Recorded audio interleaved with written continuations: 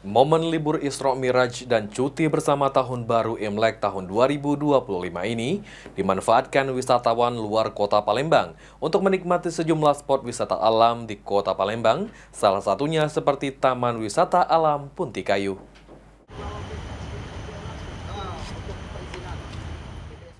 Momen libur Isra Miraj dan cuti bersama Tahun Baru Imlek tahun 2025 ini dimanfaatkan wisatawan luar kota Palembang untuk menikmati sejumlah spot wisata di kota Palembang. Salah satunya seperti yang terlihat di Taman Wisata Alam Punti Kayu pada Senin 27 Januari 2025. Salah satu wisatawan, Eka, mengatakan, bersama rombongan sengaja datang jauh-jauh dari Bandar Lampung untuk menikmati spot Taman Wisata Alam Punti Kayu.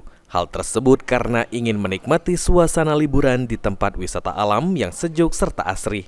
Di Bandar Lampung. Dari Bandar Lampung. Kenapa Mbak jauh-jauh dari Bandar Lampung ini milih liburan di Punti Kayu? Ini apa sih ya, kita orang tuh seneng lihat keindahannya, sejuk kan, terus viral juga kan di TikTok, makanya penasaran mau kesini. Penasaran, kalau sudah sampai di sini gimana perasaan? Enak ya, sejuk gitu, Sejuk. adem.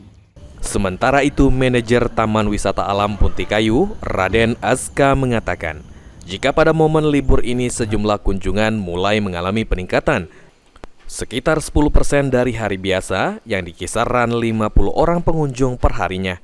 Mayoritas pengunjung yang datang ke Taman Wisata Alam Punti Kayu di musim libur ini adalah pengunjung dari luar kota Palembang seperti dari Lampung. Diprediksi puncak kenaikan jumlah kunjungan akan terjadi pada tanggal 29 Januari atau saat Imlek.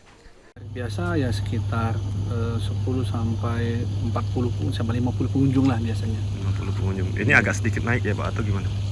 Adalah peningkatan sedikit, tapi belum signifikan, beda dengan pas tahun baru atau lebaran.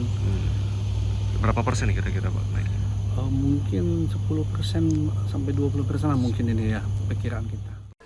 Sandi Pratama, PAL TV.